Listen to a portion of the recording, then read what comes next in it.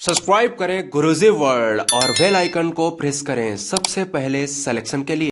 जय हिंद साथियों, आप सभी का स्वागत करता हूं आप सभी के अपने चैनल गुरुजी वर्ल्ड में। साथियों, यहां पर हम लोग एक खास टॉपिक देखेंगे संविधान का, यानी कि जिसका नाम है भारत के राष्ट्रपति। और आज इस वीडियो में हम भारत के राष्ट्रपति से संबंधित उन सभी बातों को कवर कर लेंगे जो प्रश्न आपसे पूछे जाते हैं आपकी परीक्षा में। तो साथियों, थ्योरी वाइज यहाँ पर आप लोग इस क्लास को देखेंगे, सभी डिटेल हम लोग देख लेंगे। जो जो अनुच्छेद पूछे जाते हैं राष्ट्रपति के संबंध में आपकी परीक्षा में, उनको भी देखेंगे, सब कुछ देख लेंगे। चलिए, तो यहाँ पर अगर बात करें राष्ट्रपति के, यानी कि राष्ट्रपति के बारे में, अगर सबसे पहला जो अनुच्छेद बनता है तो अनुच्छेद 53 आप लोग ध्यान रखेंगे। इसमें क्या कहा गया है? इसमें कहा गया है कि भारतीय संघ की कार्यपालिका शक्ति राष्ट्रपति में निहित होगी। आपसे पूछा जाएगा कि जो संघ की कार्यपालिका शक्ति होती है ये किसमें निहित होती है? राष्ट्रपति में निहित होती है। ये बात किसमें लिखी हुई है? तो अनुच्छेद 53 में लिखी हुई है, आपको ध्यान रखना है। उसके बाद अगर बात करें कि भारत में संसदीय व्यवस्था को अपनाया गया है, या आप लोग ध्यान रखें, यानी कि पूछा जाए भारत में कैसी व्यवस्था है, तो संसदीय व्यवस्था है। राष्ट्रपति नाम मात्र की कार्यपालिका है तथा प्रधानमंत्री व उसका मंत्रिपरिषद वास्तविक कार्यपालिका है। यानी कि यहाँ पर लिखा हुआ है, आप लोग देख सकते हैं कि संघ की कार्यपालिका शक्ति राष्ट्रपति में निहित होती है, लेकिन वास्तविक तौर पर सारे अगर बात करें तो प्रधानमंत्री और उसका मंत्रिमंडल ही पूरी वास्तविक जो है वो वास्तविक तौर पर कार्यपालिका है। उसके बाद देखिए कि राष्ट्रपति देश का संवैधानिक प्रधान होता है, ये पहला नागरिक होता है देश का। तो आपसे पूछे कि भारत का पहला नागरिक किसे कहा जाता है? तो राष्ट्रपति को। आपसे पूछा जाए कि भारत के संवैधानिक प्रधान कौन होता है? तो राष्ट्रपति।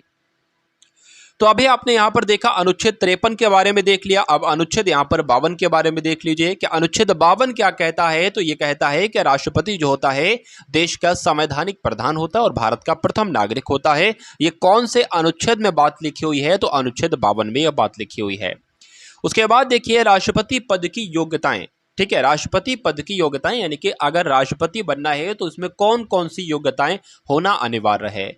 इस बात का जिक्र आपसे, ये पहली बात क्वेश्चन पूछा जाता है कि राष्ट्रपति के पद की योग्यताओं का जिक्र कौन से अनुच्छेद में किया गया है? तो अनुच्छेद 58 में किया गया है।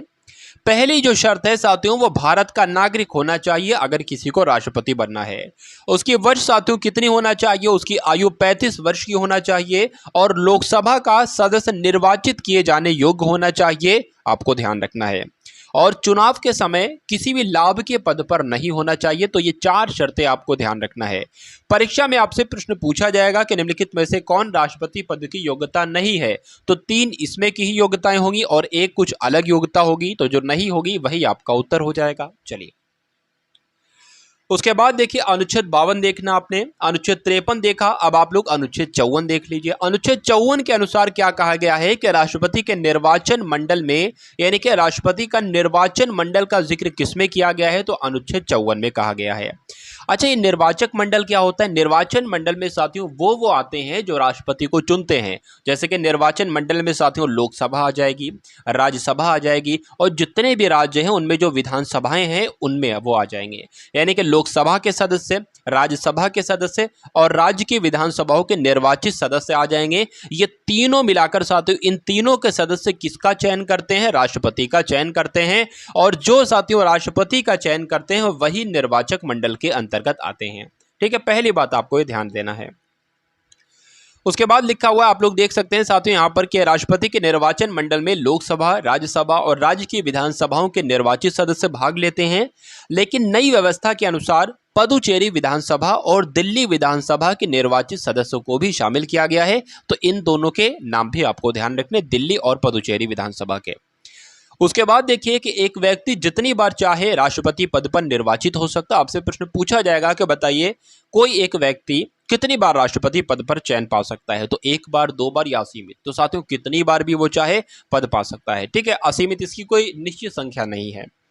उसके बाद देखिए कि राष्ट्रपति पद के उम्मीदवार के लिए निर्वाचक मंडल के 50 सदस्य प्रस्तावक होते हैं और 50 सदस्य अनुमोदक होते हैं। ये भी आपसे पूछा जा सकता है।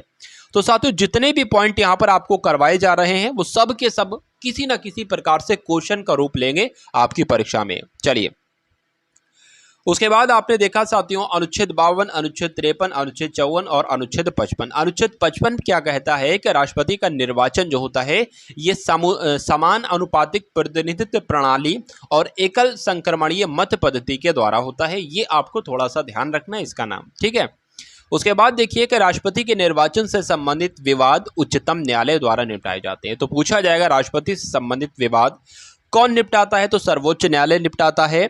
निर्वाचन अवैध घोषित होने पर उसके द्वारा किए गए कार्य अवैध नहीं होते हैं। राष्ट्रपति का कार्यकाल कितने वर्ष का होता है, तो 5 वर्ष का होता है, ये आपको ध्यान रखना है। उसके बाद देखिए कि राष्ट्रपति को उसके पद की शपथ कौन दिलाता है साथियों, जो मुख्य न्यायालय का मुख्य न्यायाधीश होता है, यानी कि सर्वोच्च न्यायालय का मुख्य न्यायाधीश होते हैं, वो राष्ट्रपति को पद की शपथ दिलाते हैं, ठीक है। और राष्ट्रपति के पद की शपथ दिलाने का साथियों वर्णन कहां पर किया गया है, तो अनुच्छेद 60 में किया गया है, ये भी आपको ध्यान रखना है। अगर मान लीजिए कि सर्वोच्च न्यायालय के मुख्य न्यायाधीश साथियों नहीं है, तो उस स्थिति में कौन शपथ दिलाएगा, तो उच्च न्यायालय के वरिष्ठतम न्यायाधीश जो है फिर वो शपथ दिलाएंगे भारत के राष्ट्रपति को। उसके बाद देखिए कि राष्ट्रपति अपना त्यागपत्र किसको देता है साथियों, तो उपराष्ट्रपति को देता है। और उपराष्ट्रपति इसकी सूचना किसको देते हैं, तो लोकसभा के अध्यक्ष को देते हैं। ये पॉइंट भी आपके लिए इंपॉर्टेंट है, तो आप लोग ध्यान रखेंगे। चलिए उसके बाद देख लीजिए कि राष्ट्रपति पद के उम्मीदवार को चुनाव प्रचार के लिए 2 सप्ताह का समय मिलता है, आपसे पूछा जा सकता है। तो अब उसके बाद देख लीजिए साथियों राष्ट्रपति पर महाअभियोग भी लगाया जा सकता है, तो बिल्कुल लगाया जा सकता है। अच्छा, इसका जिक्र भी किया गया है, कौन से अनुच्छेद में किया गया है, तो आपको ध्यान ये रखना है कि राष्ट्रपति पर संविधान के अनुच्छेद 61 के अंतर्गत किसी भी सदन द्वारा संविधान के प्रावधानों का उल्लंघन करने के कारण महाअभियोग लगाया जा सकता है। अगर बात करें, यहाँ पर यह भी लिखा हुआ है कि राष्ट्रपति पर महाअभियोग क्यों लगाया जाता है, तो अगर साथियों संविधान के प्रावधानों का उल्लंघन हो जाता है, तो उस स्थिति में राष्ट्रपति पर महाअभियोग भी लगाया जा सकता है। और ये बात का वर्णन किसमें किया गया है, अनुच्छेद 61 में किया गया है। लेकिन यहाँ पर एक मसला है, परंतु इसके लिए आवश्यक जो होता है कि राष्ट्रपति को 14 दिन पहले लिखित सूचना दी जानी चाहिए कि आप पर महाअभियोग लगने वाला है। कितने दिन पहले, 14 दिन पहले। और ये परीक्षा में प्रश्न पूछा जाता है कि कितने दिन पहले साथियों सूचना दी जाती है राष्ट्रपति को, तो 14 दिन पहले ये लिखित सूचना देना पड़ती है, जिस पर उस सदन के 1/4 सदस्यों के हस्ताक्षर होने चाहिए, ठीक है।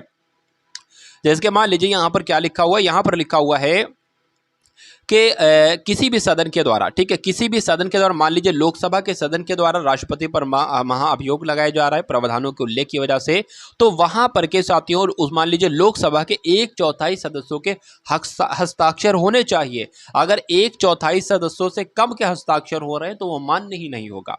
अगर राज्यसभा है तो राज्यसभा के भी 1/4 सदस्यों के हस्ताक्षर होने चाहिए। तो ये एक मोस्ट इंपॉर्टेंट पॉइंट है।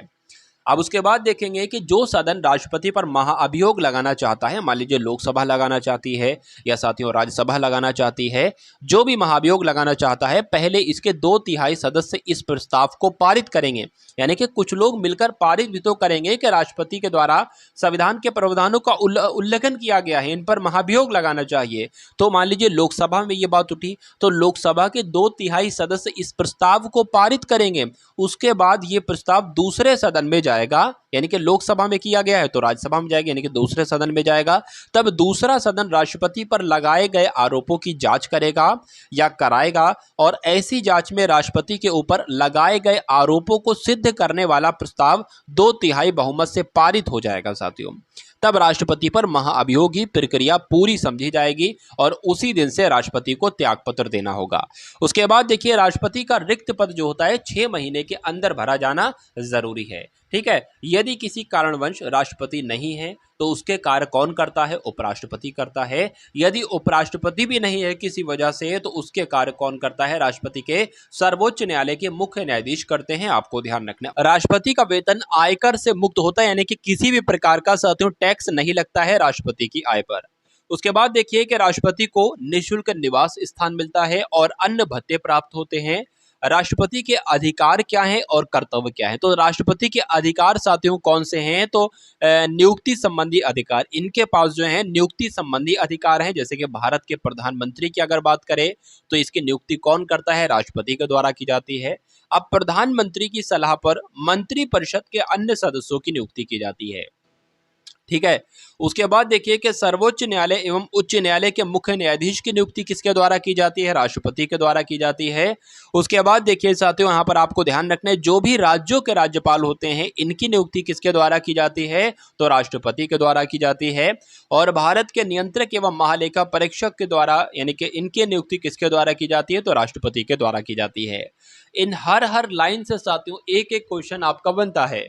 उसके बाद देखिए कि अगर पूछा जाए कि मुख्य चुनाव आयुक्त या अन्य चुनाव आयुक्त की नियुक्ति किसके द्वारा की जाती है? तो राष्ट्रपति के द्वारा की जाती है। भारत के महान्यायवादी यानी कि अटॉर्नी जनरल की नियुक्ति किसके द्वारा की जाती है? तो भी भारत के राष्ट्रपति के द्वारा की जाती है। संघ लोक सेवा आयोग के अध्यक्ष की नियुक्ति या उनके सदस्यों की नियुक्ति किसके द्वारा? तो भारत के राष्ट्रपति के द्वारा। अंतर्राष्ट्रीय परिषद के सदस्यों की नियुक्ति किसके द्वारा? तो भारत के राष्ट्रपति के द्वारा। वित्त आयोग के सदस्यों की नियुक्ति किसके द्वारा की जाती है? तो भारत के राष्ट्रपति के द्वारा की जाती है। और भाषा आयोग के सदस्यों की नियुक्ति किसके द्वारा की जाती है? तब भी भारत के राष्ट्रपति के द्वारा इनकी नियुक्ति की जाती है। पिछड़ा वर्ग आयोग जो है, इनके सदस्यों की नियुक्ति किसके द्वारा की जाती है? तो भारत के राष्ट्रपति के द्वारा। और अल्पसंख्यक आयोग के सदस्यों की नियुक्ति किसके द्वारा की जाती है? भारत के राष्ट्रपति के द्वारा। भारत के राजदूत तथा अन्य राजनयिकों की नियुक्ति भी राष्ट्रपति के द्वारा। अनुसूचित क्षेत्रों के प्रशासन के संबंध में रिपोर्ट देने वाले आयोग के सदस्य आदि की भी नियुक्ति साथियों भारत के राष्ट्रपति के द्वारा की जाती है। तो नियुक्ति संबंधी शक्तियां आपने देख ली। अब विधायी संबंधी शक्तियां आप लोग देख लीजिए। जैसे कि संसद के सत्र को आहूत करने का अधिकार या सत्रावसान करने का अधिकार या उसके अलावा लोकसभा को भंग करने का अधिकार, ये सब किसके पास होता है? तो राष्ट्रपति के पास होता है। और ये राष्ट्रपति की विधायी शक्तियां कहलाई जाती हैं। संसद द्वारा पारित विधेयक राष्ट्रपति के अनुमोदन के बाद ही कानून बनता है, यानी कि संसद के द्वारा पहले पारित विधेयक होगा, उसके बाद राष्ट्रपति के अनुमोदन के बाद ही वो कानून का रूप लेगा। चलिए, उसके बाद देखिए कि राष्ट्रपति अनुच्छेद 85 के अंतर्गत लोकसभा को भंग कर सकता है। संसद का संयुक्त अधिवेशन जो होता है, संविधान के अनुच्छेद 108 के तहत राष्ट्रपति बुलाता है। पूछा जाएगा संसद का संयुक्त सदन किसके द्वारा बुलाया जाता है? तो राष्ट्रपति के द्वारा। पूछा जाएगा संसद का संयुक्त अधिवेशन साथियों किस अनुच्छेद में इसका जिक्र किया गया है? तो अनुच्छेद 108 में इसका जिक्र किया गया है। उसके बाद देखिए कि अध्यादेश जारी करने की शक्ति जो होती है साथियों, अध्यादेश जारी करने की शक्ति किसके पास? तो राष्ट्रपति संविधान के अनुच्छेद 123 के अंतर्गत अध्यादेश जारी कर सकता है। इसका प्रभाव जो होता है संसद का सत्र प्रारंभ होने के 6 सप्ताह तक रहता है। और राष्ट्रपति राज्य सूची के विषय पर अध्यादेश जारी नहीं कर सकता। ठीक है, चलिए। उसके बाद अगर बात करें राष्ट्रपति के पास सैनिक शक्तियां भी क्या होती हैं? तो बिल्कुल होती हैं। राष्ट्रपति जो है वो तीनों सेनाओं का सर्वोच्च सेनापति होता है, यानी कि जल सेना, वायुसेना और थल सेना, इन तीनों सेनाओं का सर्वोच्च सेनापति कौन होता है? तो राष्ट्रपति होते हैं। किंतु इनका प्रयोग विधि द्वारा करता है वो। ठीक है। अच्छा, क्षमादान की भी शक्ति होती है राष्ट्रपति के द्वारा। और कौन से अनुच्छेद में साथियों राष्ट्रपति की क्षमादान शक्तियों का जिक्र किया गया है? तो अनुच्छेद 72 के अंतर्गत किया गया है। वही चीज यहाँ पर लिखी हुई है। अनुच्छेद 80 के 3 की बात करें साथियों, तो वह कला, साहित्य, पत्रकारिता, विज्ञान, सामाजिक कार्यों में पर्याप्त अनुभव एवं दक्षता रखने वाले 12 व्यक्तियों को राज्यसभा में नामजद कर सकता है। उसके बाद देखिए साथियों, राष्ट्रपति की आपातकालीन शक्तियां भी हैं, तो बिल्कुल हैं। आपातकाल से संबंधित उपबंध जो है भारतीय संविधान के भाग 18 के अनुच्छेद 352 से लेकर अनुच्छेद 360 के अंतर्गत मिलते हैं। मंत्रिपरिषद के परामर्श से राष्ट्रपति 3 प्रकार के आपात लागू कर सकता है। ठीक है। राजनीतिक शक्तियों की अगर बात करते हैं तो दूसरे देशों के साथ कोई भी समझौता करना है या संधि करना है तो राष्ट्रपति के नाम से ही की जाती है। राष्ट्रपति विदेशों के लिए भारतीय राजदूतों की नियुक्ति करता है एवं भारत में विदेशों के राजदूतों की नियुक्ति का अनुमोदन करता है। उसके बाद देखिए, संविधान के अनुच्छेद 143 के अंतर्गत राष्ट्रपति उच्चतम न्यायालय से परामर्श ले सकता है, परंतु यह परामर्श मानने के लिए बाध्य नहीं है। यानी कि अनुच्छेद 143 ये कहता है कि भारत के राष्ट्रपति सर्वोच्च न्यायालय से परामर्श ले सकते हैं, लेकिन ये जरूरी नहीं कि वो उसको माने ही माने। ठीक है। उसके बाद देखिए साथियों, अगर हम लोग बात करें तो इंपॉर्टेंट जो प्रश्न आपके परीक्षा में बनते हैं इस प्रकार के भी बनते हैं कि नीलम संजीव रेड्डी प्रथम व्यक्ति थे जो निर्विरोध राष्ट्रपति चुने गए, ये आपको ध्यान रखना है। भारत की पहली महिला राष्ट्रपति कौन थी? तो प्रतिभा देवी सिंह पाटिल थी, आपको ध्यान रखना है। केवल वीवी गिरी के निर्वाचन के समय दूसरे चक्र की मतगणना करनी पड़ी है। 44वें संविधान संशोधन की अगर बात करें तो 44वें संविधान संशोधन के अनुसार राष्ट्रपति मंत्रिपरिषद से अपनी सलाह पर पुनर्विचार करने को कह सकता है। ठीक है। उसके बाद देखिए कि संसद के वार्षिक वित्तीय विवरण राष्ट्रपति रखवाता है। पूछा जाएगा संसद के वार्षिक वित्तीय विवरण किसके द्वारा रखवाए जाते हैं, तो राष्ट्रपति इसको रखवाता है। उसके बाद देखिए कि सभी दशाओं में मृत्युदंड क्षमादान की शक्ति राष्ट्रपति में निहित है। तो साथियों मृत्युदंड तक को ये क्षमादान कर सकता है, ये आपको ध्यान रखना है। और राष्ट्रपति क्षमादान की शक्ति का प्रयोग मंत्रिपरिषद की सलाह पर कर सकता है, यानी कि सलाह पर करता है साथियों राष्ट्रपति क्षमादान की शक्ति का प्रयोग। अनुच्छेद 18 की बात करें तो अनुच्छेद 18 भी आपकी परीक्षा के लिए बेहद खास और बेहद महत्वपूर्ण है। साथियों उम्मीद करता हूं आप सभी लोग इस प्रकार की क्लास आपके लिए काफी इंपॉर्टेंट है परीक्षा के लिए। तो साथियों आप सभी लोग इस प्रकार की क्लासेस जो भी आपको उपलब्ध कराई जा रही हैं बिल्कुल निःशुल्क, उनको आप सभी लाइक करके बताएंगे कि क्लास आपको कैसी लग रही है। और चैनल पर अगर नए हैं तो चैनल को साथियों सिलेक्शन के लिए सबसे पहले आप सभी लोग सब्सक्राइब करेंगे। उसके बाद देखिए कि अनुच्छेद 78 की बात करें तो राष्ट्रपति संघ के कार्यों की जानकारी प्रधानमंत्री से मांग सकता है, यानी कि राष्ट्रपति संघ के कार्यों की जानकारी प्रधानमंत्री से भी मांग सकता है। अगर बात करें मुख्य न्यायाधीश की तो मुख्य न्यायाधीश न्यायमूर्ति मोहम्मद हिदायतुल्लाह ने राष्ट्रपति के कर्तव्यों का निर्वहन किया था। उसके बाद देखिए कि राष्ट्रपति को उसकी पद अवधि के दौरान गिरफ्तार नहीं किया जा सकता है राष्ट्रपति को। ठीक है, चलिए उसके बाद देख लीजिए कि संसद के लिए राष्ट्रपति का अभिभाषण केंद्रीय मंत्रिमंडल तैयार करता है। क्यों? क्योंकि वास्तविक कार्यपालिका शक्ति केंद्रीय मंत्रिमंडल में ही निहित होती है। तो ये सभी के सभी पॉइंट आप लोग ध्यान रखेंगे। उसके बाद देखिए कि भारत के 11वें राष्ट्रपति जिनका नाम डॉक्टर APJ अब्दुल कलाम था, इनको क्या कहा जाता है, तो इनको मिसाइल मैन कहा जाता है। ठीक है। उसके बाद देखिए राष्ट्रपति भवन का डिजाइन ब्रिटिश वास्तुकार जिनका नाम एडविन लुटियंस था, इनके द्वारा तैयार किया गया। तो पूछा जाएगा कि राष्ट्रपति भवन का डिजाइन किसने तैयार किया, तो एडविन लुटियंस ने तैयार किया।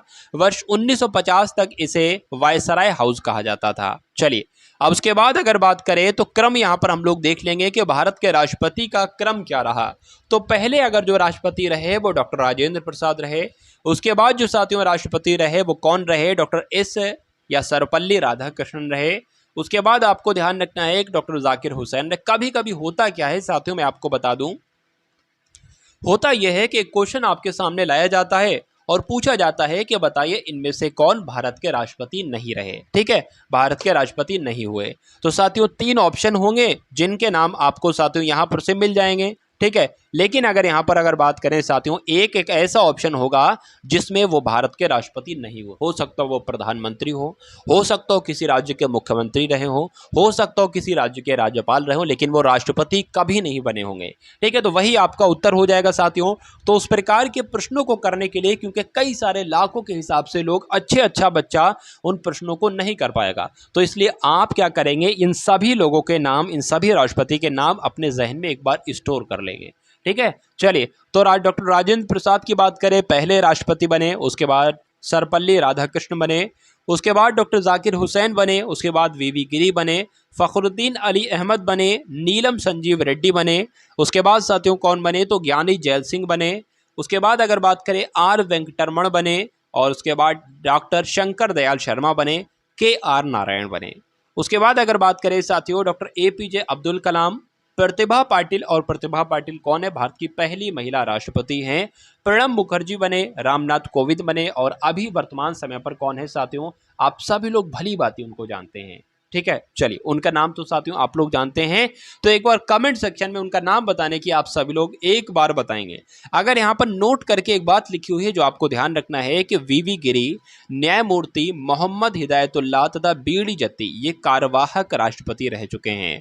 तो इन तीनों के नाम भी आपको ध्यान रखना है। प्रश्न आपसे इस प्रकार से पूछा जा सकता है कि इनमें से 4 ऑप्शन आपको दिए जाएंगे, पूछा जाएगा इनमें से कौन भारत के कार्यवाहक राष्ट्रपति नहीं रहे, तो VV गिरी ऑप्शन में होगा, न्यायमूर्ति मोहम्मद हिदायतुल्लाह ऑप्शन में होगा, BD जत्ती ऑप्शन में होगा। तो एक ऑप्शन ऐसा होगा जो कि भारत के कार्यवाहक राष्ट्रपति नहीं रहे, तो वही आपका साथियों उत्तर हो जाएगा। चलिए ठीक है साथियों, तो यहां पर अगर बात करें साथियों, तो उम्मीद करता हूं साथियों क्लास आपको यहां पर पसंद आई होगी। सभी कुछ हम लोगों ने यहां पर देखा, वो भारत के राष्ट्रपति के बारे में हो साथियों, उनका वेतन हो, पद ठीक अगर पद अवधि हो साथियों, योग्यताएं हो उनकी, निर्वाचक मंडल हो, और जितने भी अनुच्छेद साथियों बन सकते हैं उन सभी को हमने देखा। भारत के राष्ट्रपति साथियों वर्तमान समय पर कौन है? पहली आदिवासी महिला है, उनका नाम आपको साथियों बताना है। ठीक है, उनका नाम साथियों आपको बताना है।